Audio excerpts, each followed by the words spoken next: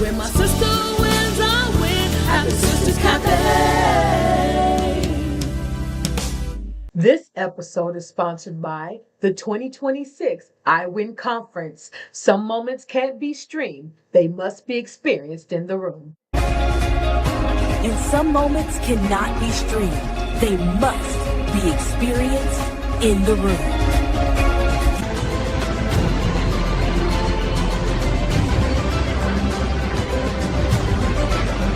Hey ladies, we are just one day away from the 2026 Sisters Cafe I Win Conference, and I want you in the room. This is your time to grow, connect, and win. Today is going to be a powerful conversation with none other than the amazing Lady Tammy Stewart. Mind you, she is our keynote speaker for the 2026 I Win Conference. Today, she is going to share how to birth purpose, to break strongholds, and walk boldly in your God-given authority. This episode will stir your faith and ignite your next season. Type I win in the comments if you're ready for more. Hey everybody, it's your girl Gladys B here for another segment of Sisters Cafe. Since you are on here, we're going to give you a second to get on. Tag your friends, tag your family, tag your coworkers, tag your church people, tag everybody. Just tag everybody. Use your platform and share this interview because this is not something you want to miss. I promise you. I know I say that all the time, but this one is for real. Well, they're all for real, but this one is for real, for real. Y'all share it with somebody because I promise you are going to get something out of this. I'm excited because I feel like I'm going to get something out of it. And I can't wait to get this started. So again, go over to Sisters Cafe. Take a moment. If you're watching on YouTube, you can share it off of YouTube. But if you're on Facebook, it is on Sisters Cafe. All right. So we are excited today, y'all, at the table. We are honored to sit with a powerhouse. We got Lady Tammy Stewart in the house, y'all, affectionately known as Lady T. She is a keynote speaker for the 2026 I Win Conference, y'all. It's about to be bananas in the house. If you are needing a win, if you've had those kind of years where you just feel like, look, I don't know what's going on. I don't know what needs to happen, but something needs to break through. This is the room you want to be in. On March 27, 28, we are at the I Win Conference, and our keynote speaker is fire. And I don't mean fire as in entertainment fire. I mean fire as your soul will be blessed. Now, unless there's something seriously wrong with you, you will not leave the same way you came in. But that means you have to come in ready to accept, to hear, and to be open to what God is saying to you. She is a life coach, an author, creative, pastoral counselor, and a midwife, helping women to give birth to their divine purpose. Y'all, there's no better person to be the keynote speaker at this I Win Conference. And I'll tell you all about how that came about in a little bit, because I'm going to get her up here so we can start this conversation. But before I do, remember to share and like this post. Go over to the YouTube channel and lock Sisters Cafe in. That way you are notified every time there is a segment that comes out. Don't forget to follow me on all these social media platforms. Go over to the Daily Faith Network. Y'all, we are a whole channel over there on Daily Faith Network. You just go over there, download it on your Roku TV, Fire Stick, or Apple TV, and look for the Sisters Cafe channel because we there. Also, you can catch me every Wednesday on Power Influence Radio on powerinfluenceradio.com or on their Facebook channel. The I Win Conference is on March 27th and 28th, 2026. Y'all don't want to miss it. Go over to www.sisterscafeinc.com and you can register. You can be a volunteer, an advertiser, and sponsors. All sponsors, you still have an opportunity to be a sponsor, so that way you could grow your reach and you can be everywhere we are. So at this time, I am going to introduce to some and present to others none other than Lady Tammy Stewart.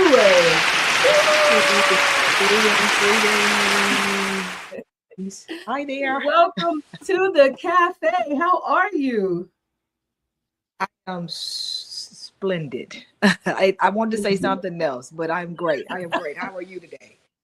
I am good. I am good. So I'm excited to Good. get this interview started.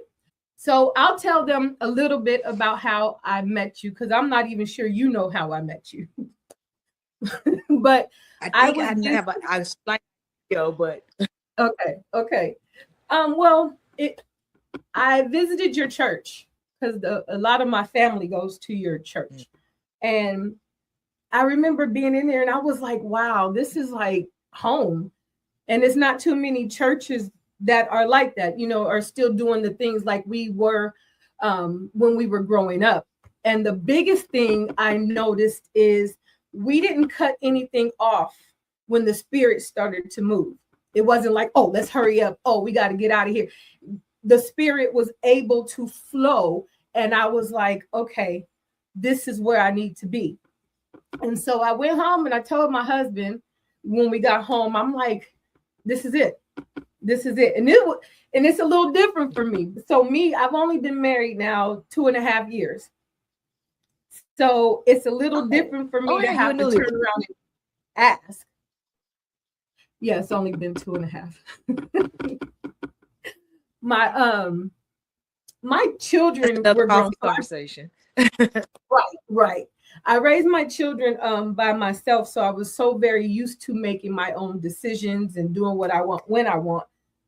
So when the church said, does anybody want to be a member? I started and I thought, oh, wait, I got to ask.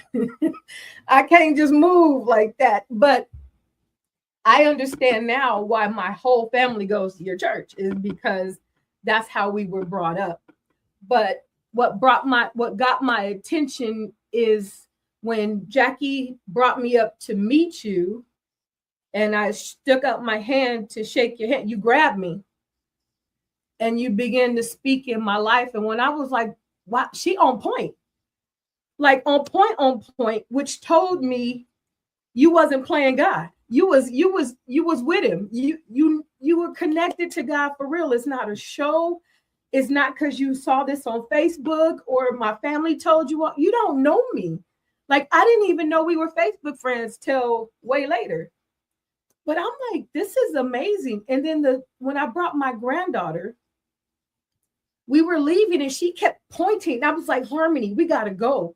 And she was like, no, she kept pointing at you. I didn't know she was pointing at you.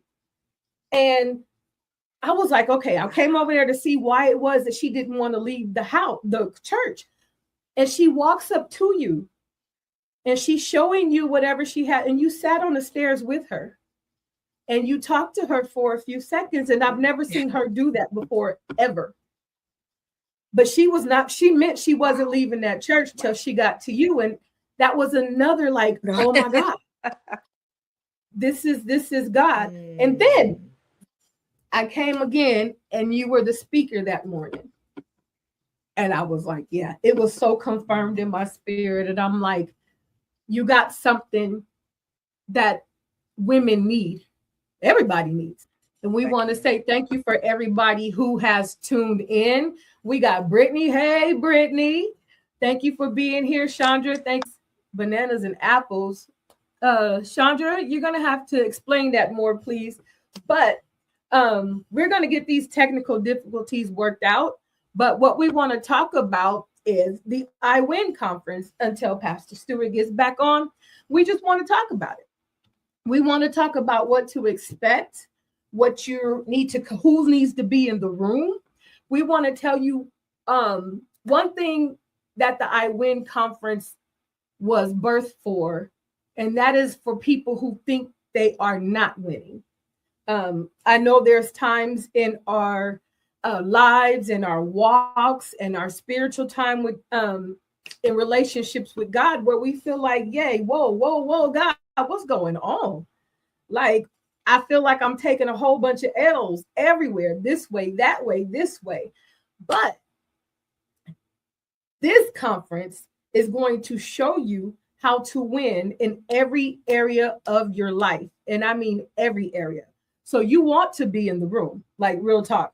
I'm sharing this because there were so many times in life for a long time, and I'm going to be transparent because it's what I like to do now. But being transparent is telling you that for a long time, for a very long time, I did not think I was winning. I just felt like I was taking loss after loss after loss. And I had decided in my head, this is just the way it's going to be. But I want you to know when you come to this I Win conference, that's not the case. We are going to win in every area of our life. Why? Because we are daughters of the King. We are. And we got Pastor Tammy back up here, but we were just talking about winning and how a lot of us sometimes go through life feeling like we taking a lot of losses. And when is this going to end? Is it ever going to get better? God, do you even love me? What is going on? Have you ever dealt with that or a season of that? Absolutely. And I think sometimes we are found guilty of feeling super religious or like superheroes, as if we do not have to go through certain things. The Bible lets us know that these light afflictions are for but a moment, but there's a far greater glory. So the truth is, there are moments where I felt like, God, are you really serious? Or here recently, because I'm very transparent in most things, I said, why do I always have to go the hard way to get to what you want from me? So sometimes it feels like you're going the hard way to get to the place where you want. Can anything be easy? But one of the things that I've learned is that even when it's not easy, you appreciate more and you see how much strength that you've actually gained when you've made it through those hard places. So sometimes you start to get loss. Sometimes it feels like we're losing, and sometimes we have to lose some things in order to. Sometimes we gotta lose something. It feels like loss, but it's actually some things that are being taken because it's eventually a win that has to take place. That's awesome that you said that, because it kind of guides me into my next question, which is, what started your ministry journey in the first place?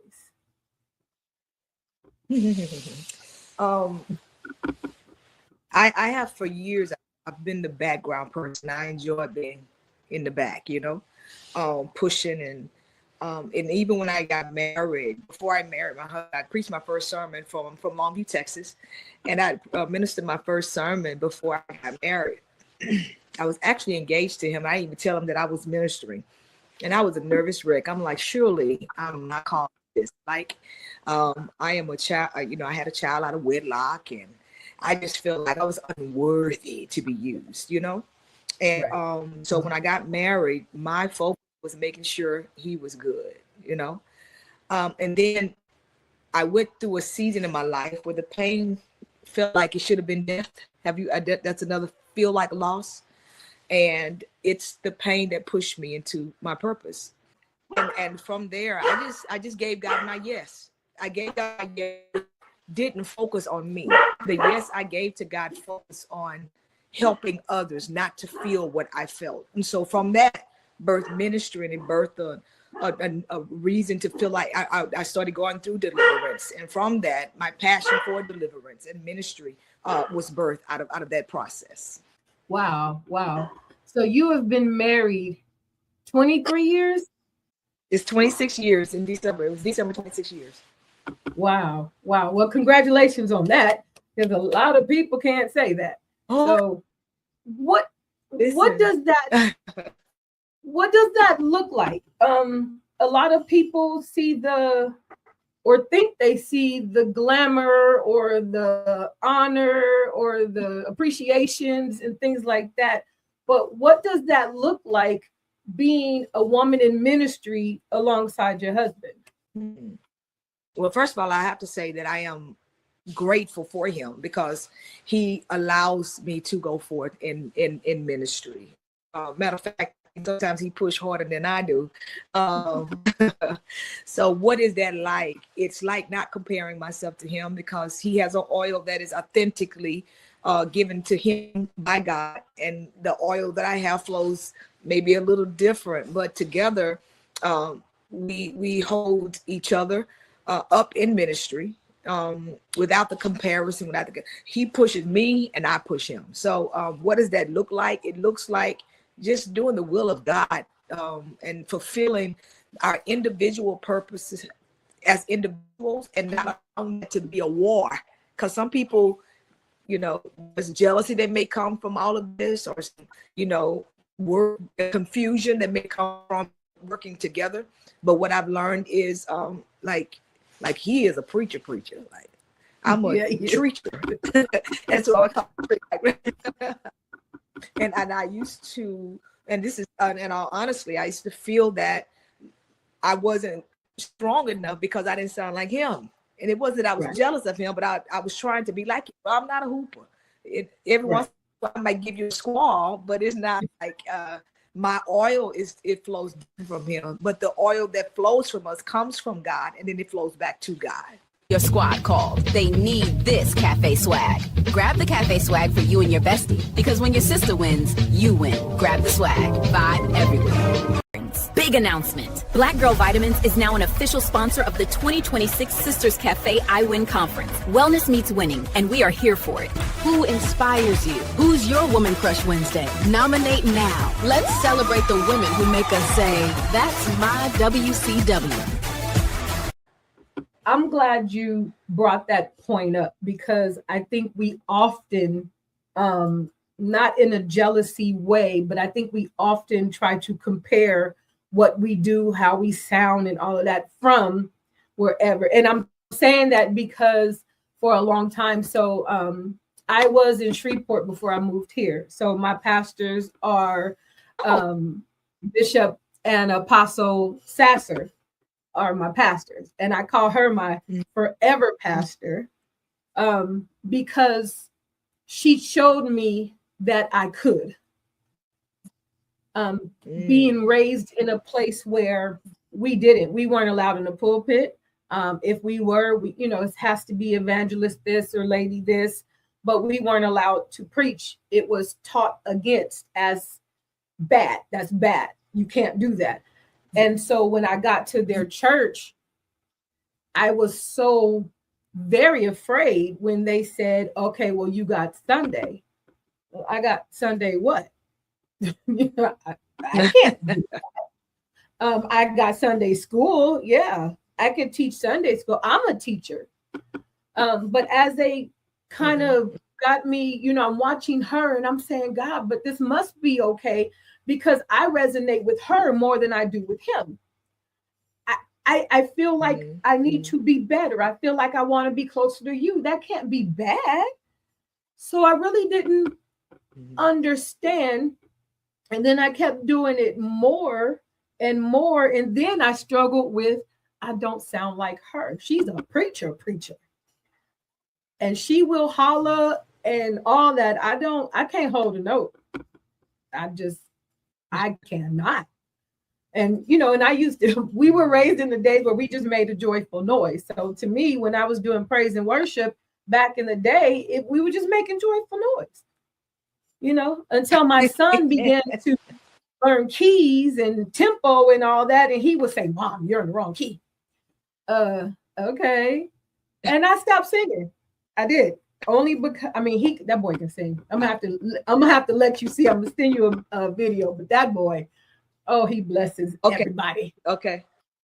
But what do I tell, or what can you tell women who feel like they're called, but they're scared because they think it's wrong, or it's not their calling, or they don't sound like this one or that one? Yeah. And I'll deal with the second one first. Okay. When John the Baptist was on the forefront, he knew at the beginning that there would be one that was greater than me. And sometimes he didn't compare himself to Jesus, but he understood his role in the part of Jesus getting here, right? He didn't try to be like John the Baptist. Jesus came, didn't try to be, Jesus didn't try to be like John the Baptist, and John the Baptist didn't be like Jesus. We have to understand the role. We have to understand the assignment that God has given us. And my assignment may not be, because Jesus won thousands, millions upon millions. We're still rolling today. And not one time did I hear that he had poop to do that. He taught and he discipled. And when we understand that the role and the assignment and the oil that God has on our lives, it is unique. It is unique. And like you said, it took me some time to really grasp. We can stop. He'll tell me to stop right now and flow in how I want you to. And at one point, I just felt like, well, God, I got to finish this. When his voice is loud applause, Jesus, because sometimes I feel that we're looking at the people, and because their applauses are not loud, then that means that we are not being effective in the kingdom. Right. But when we go for the people's applause, Jesus never did. Those were the same people who said, crucify him, crucify him. But I'm not looking for the applause of people. I'm looking at, God, am I pleasing you on the assignment that you have placed me here for today? Who have you sent me for? If that comes from me whispering in their ear, praying with them afterwards, who am I sent here for? What is my assignment today? And if it's me teaching, if it's me hooping, if it's me singing, sign language, praise, dancing, however he wants me to fulfill that assignment, then it's our surrender is a surrender to God to be pleased with us, not for us to have a place among the people where they're applauding us, because to get applause for them today is our reward today. You understand? But our reward actually comes from God. So all that to say, however he uses you, he uses you. And then he gives us gifts and he gives us talents. And for those that say that I can't do this because, and I think a lot of us is that we get guilty of like, Lord, I'm not, like I told you, I had a baby out of wedlock. I'm like, God, I'm not worthy to be used by nobody. I've been used. You understand? But so here I am. And he began to deal with me greatly about the gifts that he gives us. And there's scripture that text in the Bible that talks about the man, the man that had the land, and he gave gifts and talents before he left. And one used the excuse that I multiplied mine. And then the last one said, I buried mine. He had one. And he said, I buried my one gift because I was afraid that. Okay. Sometimes you allow fear to cause us to bury what God is trusting us to multiply. Jesus.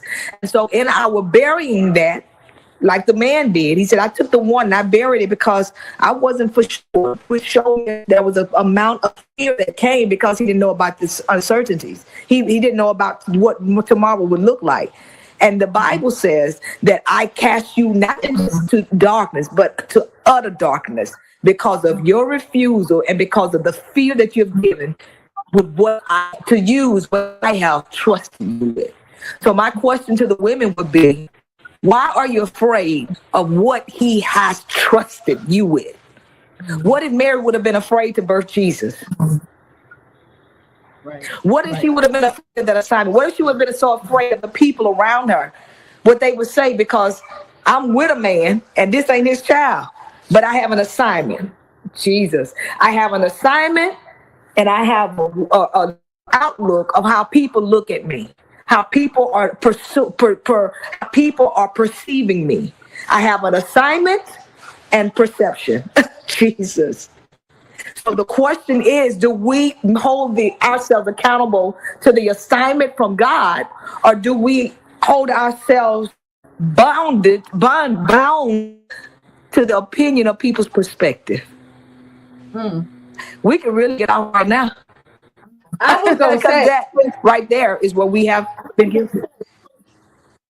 we live in a time where validation is so desired. We need people. If people don't like our posts, we think it don't mean nothing. If people don't agree, like you said, if we don't get a whole bunch of hand claps, we think we didn't do anything.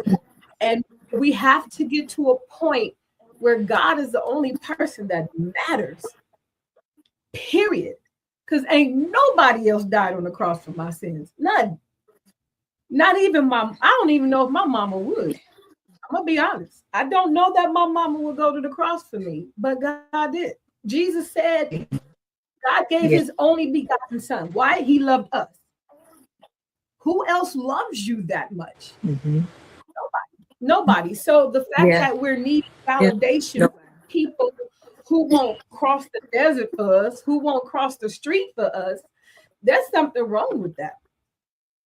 But I'm sure, think about all the Bible, Absolutely. this Bible accounts. I'm sure everybody thought Noah was crazy, but he kept doing what God told him to do, which saved his family. Because he could have been like, yeah, no, that's crazy. It ain't never rained. I'm not doing that.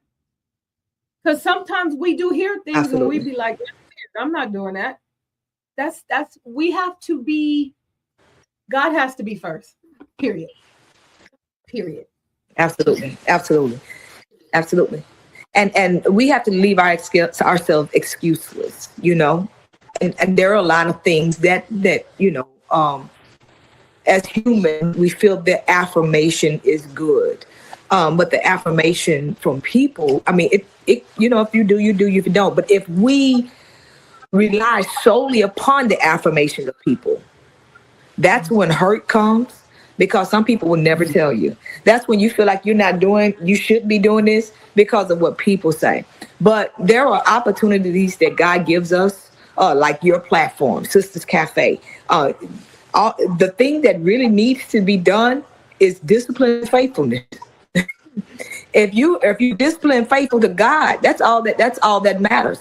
Because you may not be called to millions, but I bet you, if you just decided not to do what he told you to do with Sisters Cafe, how many people would not have been free from some kind? I don't care if it's one or two, sis.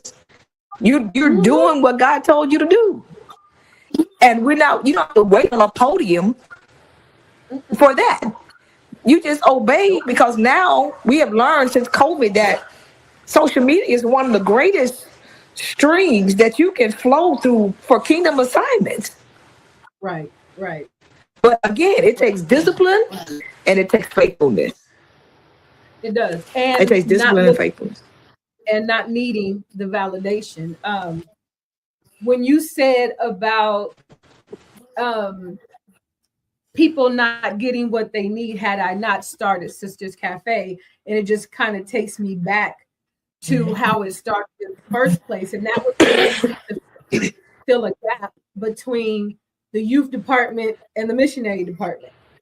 It was like, as soon as you got out of being a youth, you were missionary. And what about us in between? Like, I'm not ready to be the missionary. Right now, I'm dealing with raising these kids. And, I need somebody to help me with why I love this kid and this one get on my nerve, but this one won't listen no matter what I do to him.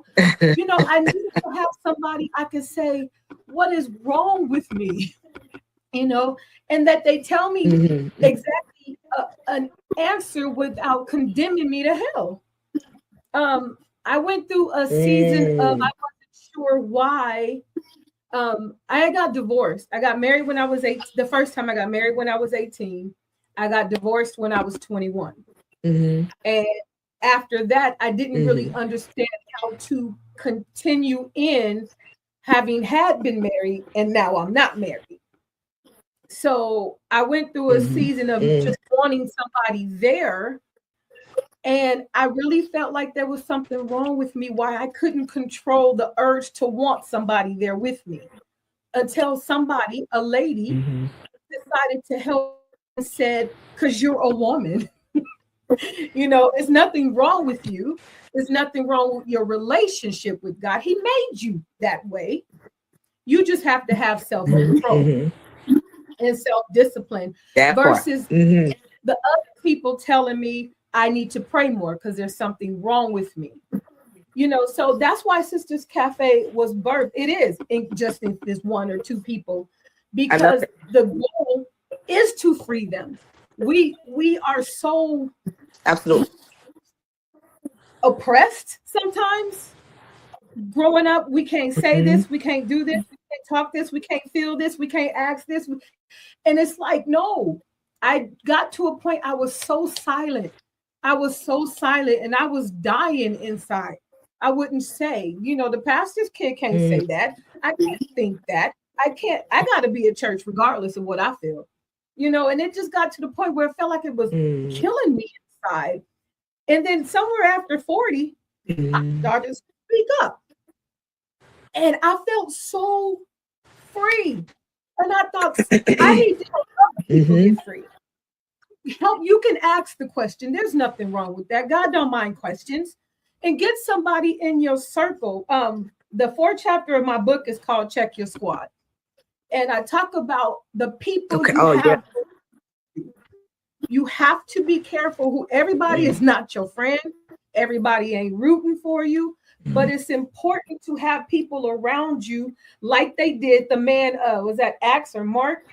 But the man who had the 4 friends that took him up on the roof and dropped him down so that he could get to Jesus. Oh, yeah. Those friends I need. Right. Do whatever they got to do to get me to Jesus. Absolutely. And I talk about that because we keep a lot of people around us that might be stunting our growth, blocking our blessings, all kinds of stuff, just because we want them around. So Sisters Cafe was built for this. We gonna be free. We gotta be free. And there's a level of worship and freedom that I didn't understand till way later. Like, it's some days I'll be in church and I'll be feeling like I should just run. I'm gonna do it one day. But that's how I feel, like, run. And I haven't done it. Why? Because I'm conservative. And these hills, I don't know. I might fall. But that's the freedom. Kick them off, sis. It's all good. Right. That's the freedom I wish for all my sisters. All my sisters. All my sisters. Don't be bogged down. Jesus gave us freedom. There is liberty where the Spirit of the Lord is. That is where we need to stay. It's a beautiful thing. Peace and freedom. I'm loving it. I'm loving this stage in my life. How did your journey into coaching begin? The same thing. So I think my ministry, I started preaching every once in a while, but I started Motivated to Motivate, which is coaching / speaking. I started around the same time I told you earlier about the pain. And it started out just me writing different first ladies throughout the world. I might have sent a few to Australia, and I just created a postcard just encouraging different first ladies. It was something I did silently, I went to bed distraught, hurt, and got up the next morning. The Lord said, "This is what I want you to do." So I began doing that. And then from there, I just had an urge and a desire to see people better. And so this started probably in 2017. And I was coaching for free. Like I've been doing it all my life. I didn't realize it. So here recently, I just finished a master's program in counseling. So I will be finishing up in May at the age of 53. Because when the Lord really shows you, when he showed me who I was, like at 40, because I started my Motivated to Motivate around 40. That's when I woke up. It's like I laid down, and around the age of 40, it's like, okay, here's your freedom from whatever was has bound you. That like for years, just bound. So at that moment, it's like you couldn't tell me nothing. I was full-fledged. Like I have no time to waste. No time to waste, because once you get a vision of who God shows you, and like for years it felt like I just didn't know. Like I did not know this, and I wanted to know, and when I finally understood, Jesus, my Lord. When you talked about liberating, I wanted to stand up, but I didn't want to knock over this ring light because there is nothing like the freedom. Finally, finally figuring out who God created you to be all alone. Wow. It wasn't new to him, but for some reason it was hidden from me. For some reason I didn't see it. And when he finally showed me that my life mission to this day is to help people uncover who they are, understand their purpose, and never feel alone like I felt during that time. Wow. No one should ever feel alone and like they can't talk to someone, like they're too ashamed of whatever they've gone through. Nah. You can bring it, whatever it is, I'll take it to the Lord. But I started coaching in 2017. And like I was doing that for free. Notice the word was, praise God.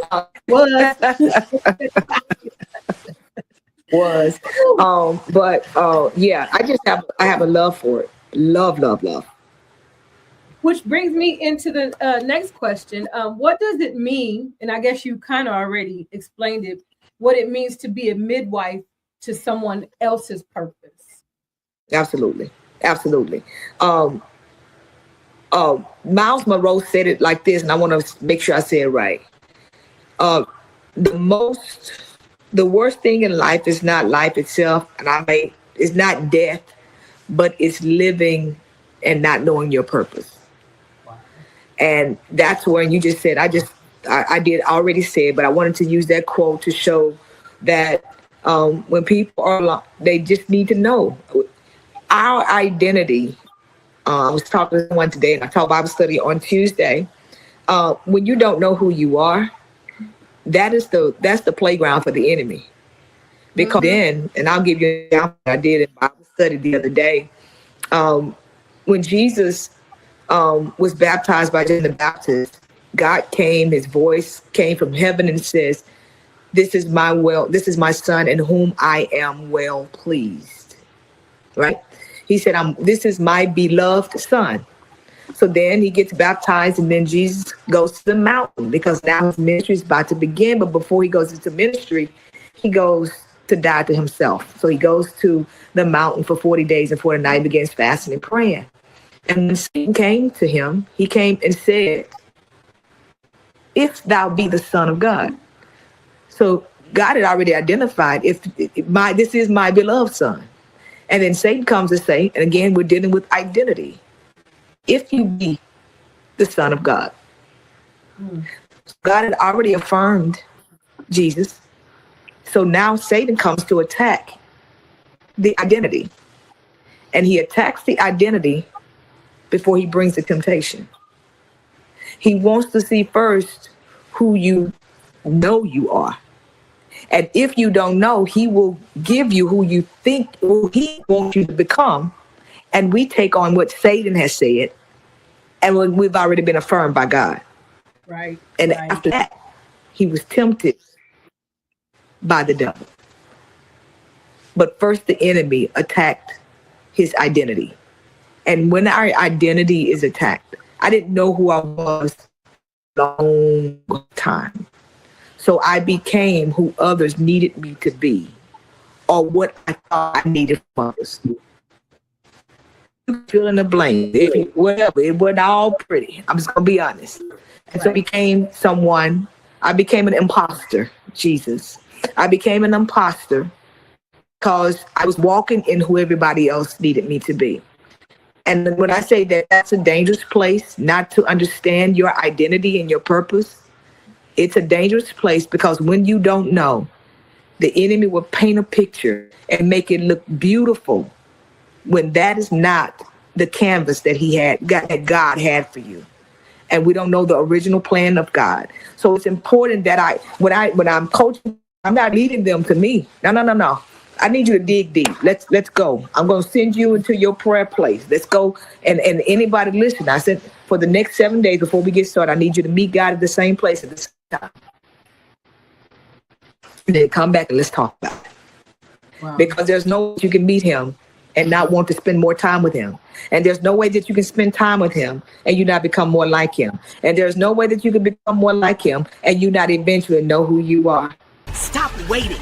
This is your season. The iWin Conference is calling your name. Step into the room that changes everything. Register now before seats are gone. In just 2 days, women are coming to win. Make sure you're in the room.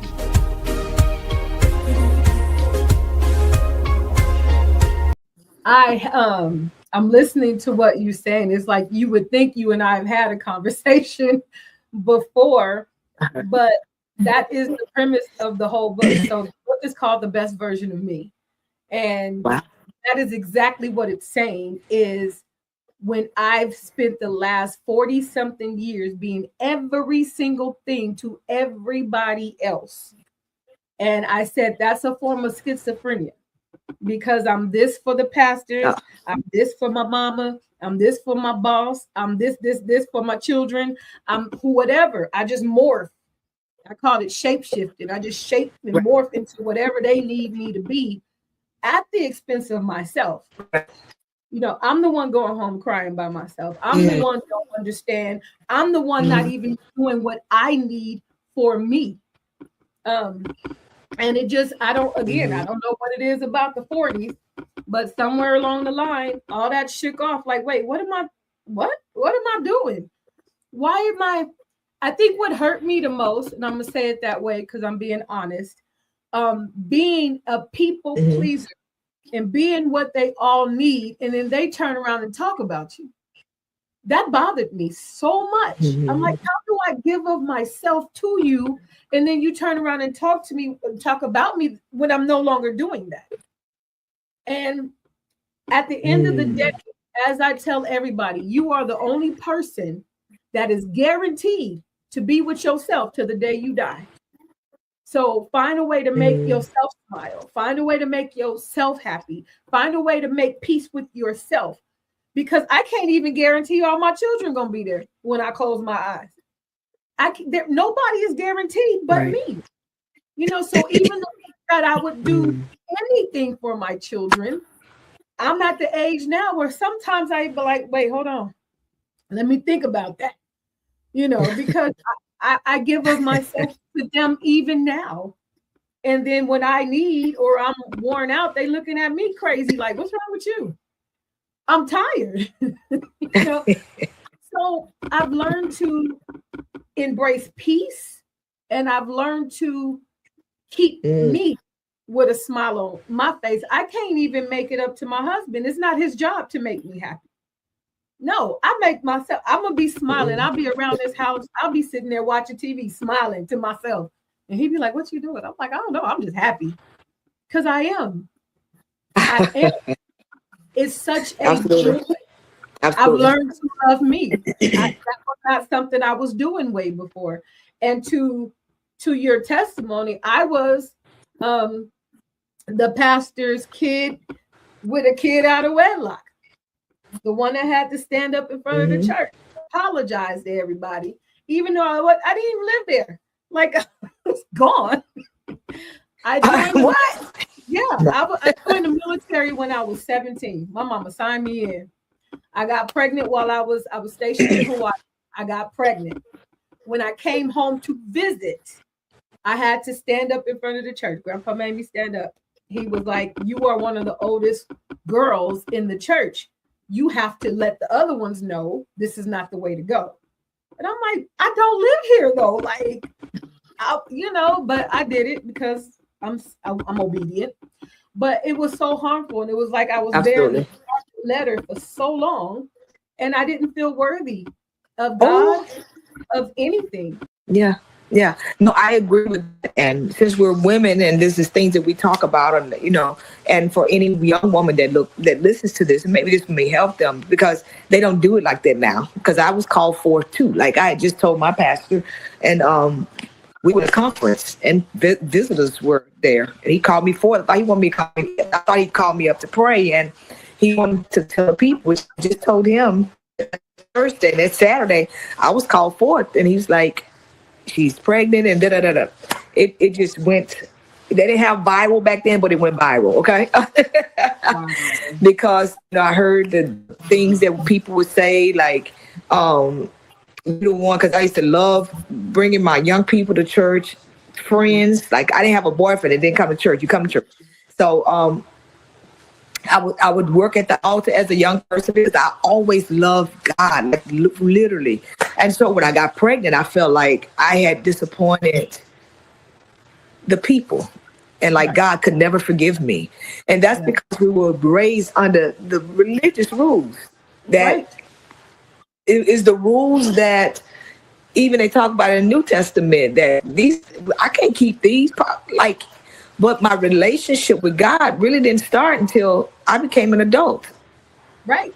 Like, when I say adult, I mean marriage, because I was so bound by the restriction of religion.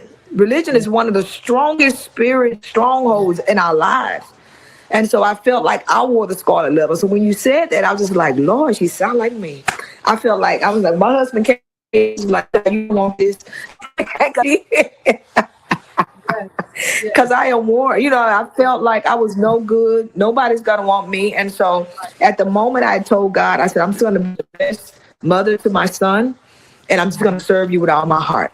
And this is the point, I've just like all the little in-betweens that I might have had going on, I was just like, God, I surrender to you. At the moment that my husband came, and when he came, I was like, I'm gonna be the best mother. And matter of fact, you probably see me, but you don't know that I have a son. And so I'm like, you don't want me because I got a child, and I'm a daddy. So no. So I wore that for years. It was only until, glory to God, that he helped me to forgive myself. It wasn't so much of what the other people had done, what the other people had said. Yeah, that's way for a moment. But I allowed a thought of me to become me. And I could not forgive myself. So even if they took, or they could no longer see the scarlet letter, I never removed the shirt. I kept it on. And so at some point when I said, God, you know what? I'm sick of myself. And I went through the process of really forgiving Tammy. Yes. Nobody else could do that. Nobody else's words could undo. I had to go in and uproot the evil that was spoken of God upon me. I had to go in, and with God's help, to show me. And even after I got, because I'm going back to the religious part now. I went and because after I got pregnant, after I stood up before the people, and I had to sit down for however many months until I had the baby. I became, what does that mean? There is not a young person that can come to me. I'm not going to promote premarital sex. I'm not going to do it. But if you're going through it, let me show you how to walk this thing out. Let me just be real with you. Let me just tell you the whole truth and nothing but the truth. So. And that's important. I like that you said they can still come to you. I like that you're not. I think growing up, we had people who forgot they weren't born saved, and they deal with us from that place versus a place of, oh yeah, I dealt with that as well. And that's why Sisters Cafe came about. Yes, there's been a whole lot of things. Good. It got so bad when I got 17, and I remember this is before I went into the military, but I knew I was going. I went out of the church doors. I remember closing the door, and I stood on the porch of my family's church, and I looked up and I said, I will never come back to church ever. It was so. And I think about that often, because that's why I in turn start dealing with youth more, is because we got to pause that. We got to prevent that somehow of them getting of age and then leaving. I meant it because people are not nice. The people of the church are not always nice. And I was just tired. And I'm gonna be honest, I'm not with the politics of church now. Look, I came to see Jesus. I came to worship. I came to lift my hands. I came to pray. I didn't come for all the foolishness. I don't like it. I don't. I mean, it's a hospital. Anybody should be able to walk in here. Anybody should be able to be embraced and loved on, and somebody to say, "We are so glad you're here." You know, here's a seat right next to me. Or have a seat. Here's my seat. You know what I mean? And we don't treat people like that. And I just and the generation is looking for people to be genuine. They're looking for the genuine love of God. And sometimes the only God that they will see will be us.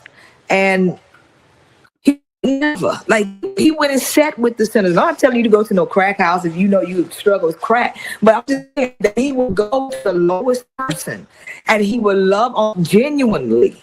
They, one of the things that my grandma, we call her Big Mama, she was, when I was like ashamed, and my sister did the same thing, and she just like, and I know one of the mothers had said some words to me during that time of pregnancy. And my Big Mama said, she said, "What?" I said, "Yeah, my Big Mama." I said, I don't really want to go. She said, "No, you're going to come back in here and you're going to hold your head up.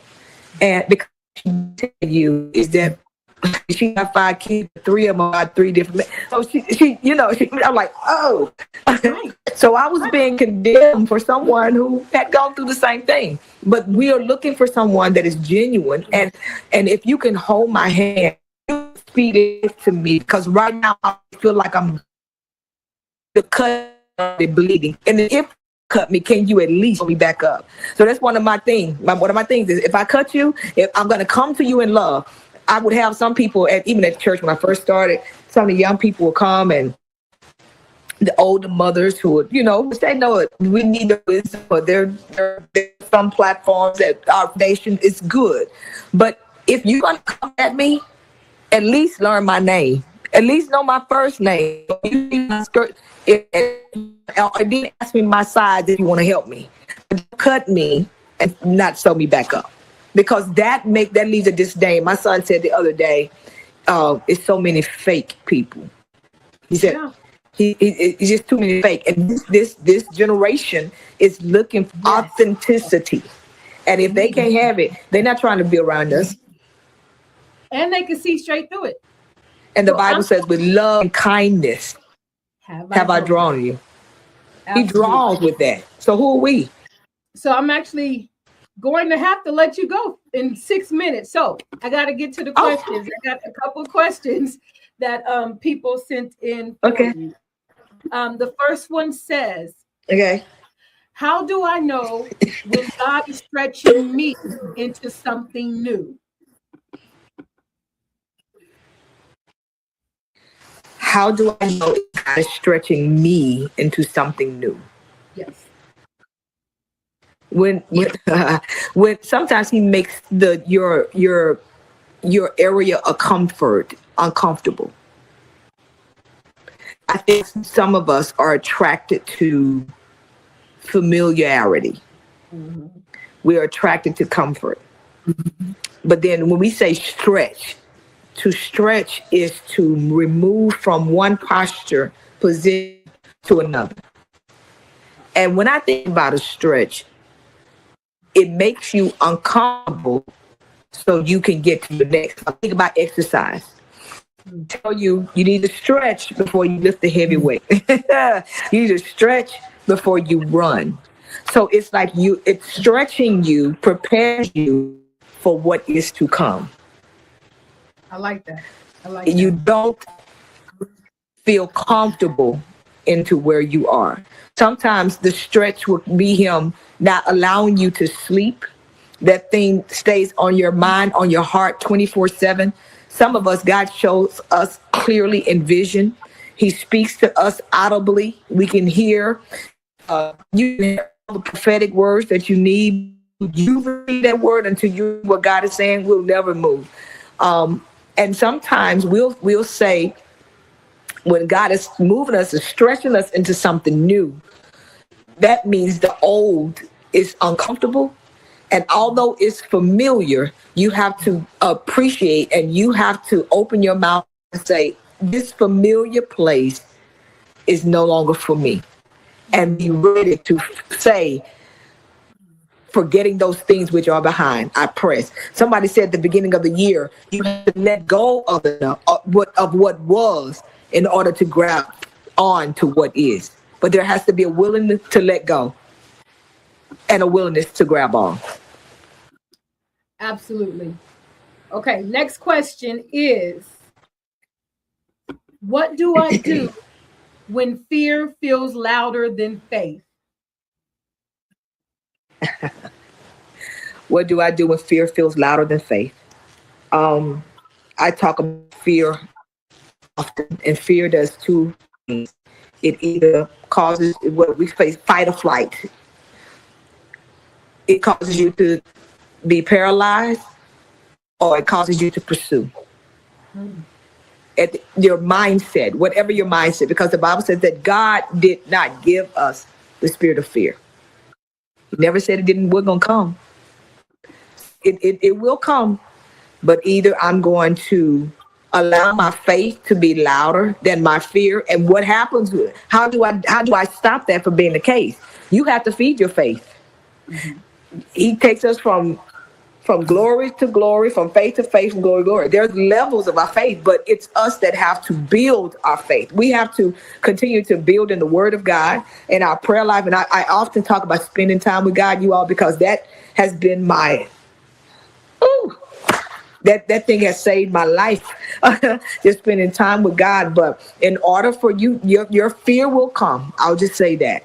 You cannot stop it from coming. You have to decide. Again, it's our mindset. Whatever you believe is how you act. Whatever you believe, whatever you think is what you believe.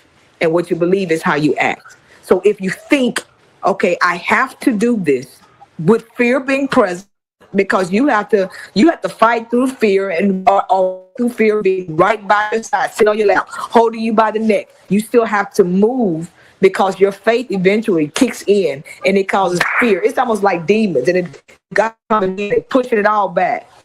Keep moving in your faith, building your faith, and fear, it's going to be present, but it has to watch you win. Your fear will have to watch you win when you have a mindset that I'm not going to stay here. I know we have to go. So that's a whole nother coffee conversation. Right. Last one question says, how can I support other women without comparison? Ooh.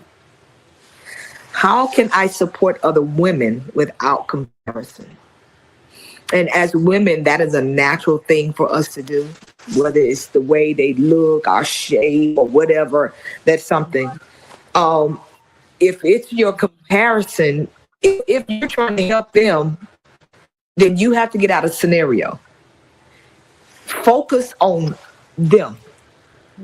And not on you. So I'm almost wondering where's the comparison coming from? Are you comparing yourself against them as you help? I'm not for sure if that's what we're meaning. But if that's the case, let them be your focus. If you're gonna help. That's almost like someone is in a fire and you're going in the fire, and you should have a mask on. And if you go into the fire, that you don't give them a mask. You have it, but you don't give it to them. You just go and get them, but they're still taking in all this smoke and could possibly die because of what they're ingesting. So you're there to help, but you're also harming, because what you have in your hand, you're not actually giving to them. Because I don't know, what are we doing here? What are we doing here? So I hope that made just a little sense. But if we're going to help, you go in with your eyes focused on them and not on yourselves. All right, so we are getting close to our close. So if you could let everybody know, how can the community stay in contact with you or follow you? Oh, okay. Well, you can follow me on Instagram, YouTube, TikTok, Facebook under Tammy Stewart. I think on the Instagram is Tammy Stewart Motivated to Motivate, or M2M, the M number 2M.